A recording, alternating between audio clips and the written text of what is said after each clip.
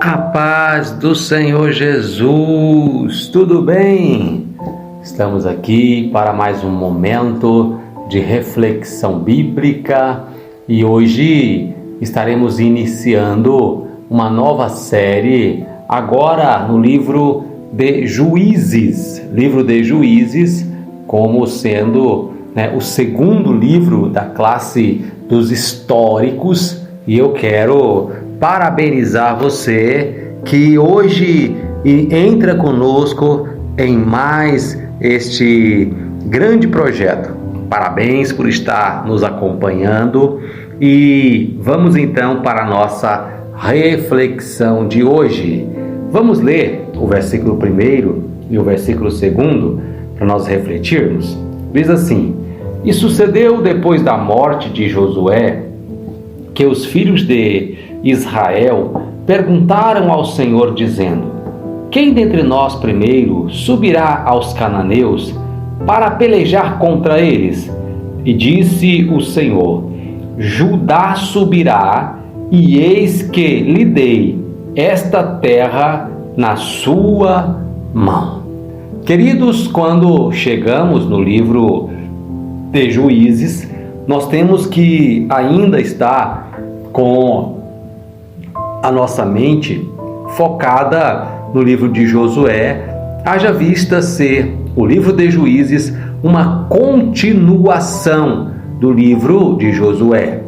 É tanto uma continuação que nós vamos encontrar nesse primeiro capítulo um trecho que é transcrito do livro de Josué para o livro de Juízes, que é o trecho que trata da conquista ou da herança que foi destinada para Caleb, e então o relato de Caleb entregando a sua filha por mulher daquele soldado que enfrentasse uma batalha que estava ali diante da sua herança. Então nós vemos esse trecho transcrito aqui a partir do versículo 12 até o versículo de número 16, e assim nós vemos aqui este registro. Mas eu quero chamar a sua atenção para a nossa reflexão de hoje,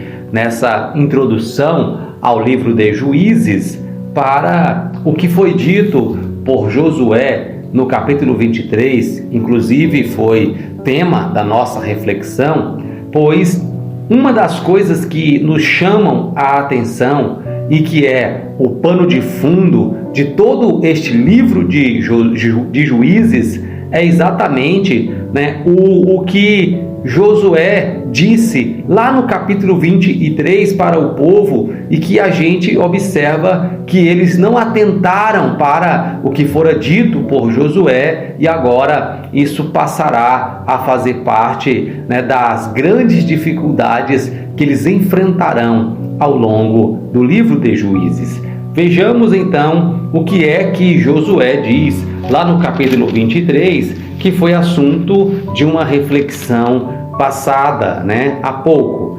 Josué diz o seguinte no capítulo 23: Portanto, guardai muito a vossa alma para amardes ao Senhor vosso Deus, porque se de alguma maneira vos apartardes e vos chegardes ao resto dessas nações que ainda ficou convosco, e com ela vos aparentardes, e vós a elas entrardes e elas a vós, sabei que o Senhor vosso Deus não continuará mais a expelir estas nações diante de vós, mas vos serão por laço, por rede, por açoite às vossas costas, e espinhos aos vossos olhos, até que pereçais desta boa terra que vos deu o Senhor vosso Deus. Lembram desta reflexão que fizemos? Pois bem, aqui nesse capítulo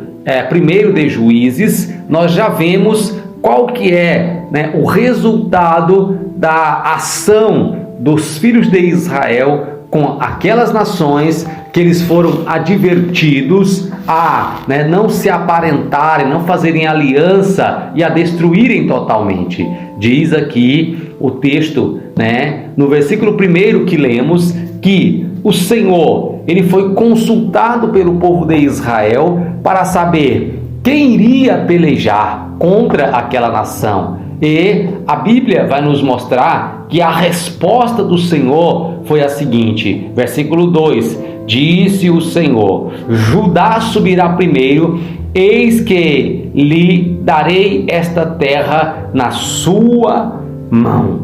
Pois bem, quando chegamos no versículo 19, vai dizer assim, olha: e foi o Senhor com Judá e despovoou as montanhas, porém não expeliu os moradores do vale, porquanto tinham carros de ferro.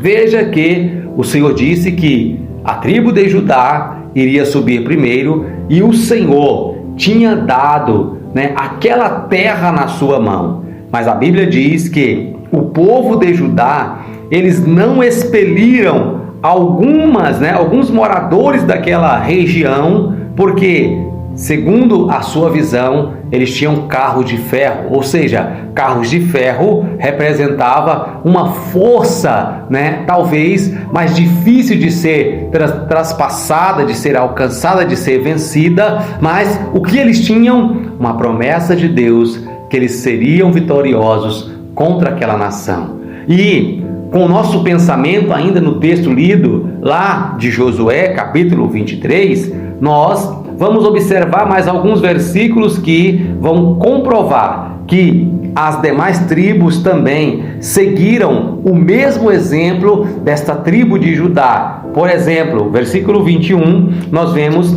um registro acerca da tribo de Benjamim, dizendo que estes não expeliram os jebuseus. Nós vemos também no capítulo 27 a palavra do Senhor dizendo que a tribo de Manassés não expeliu os habitantes de Bet-Sean, ou seja, eles também não atentaram àquilo que o Senhor havia dito. Também vemos a tribo de Efraim no capítulo 29, o registro dizendo que eles também não expeliram os cananeus que habitavam em Gezer. Também vai dizer no versículo 30 que a tribo de Zebulon também não expeliram os moradores de Quitron, nem os moradores de Naalol, e assim estes cananeus ficaram habitando no meio deles. E também vai dizer acerca da tribo de Aser, no versículo 31, dizendo que eles também não expeliram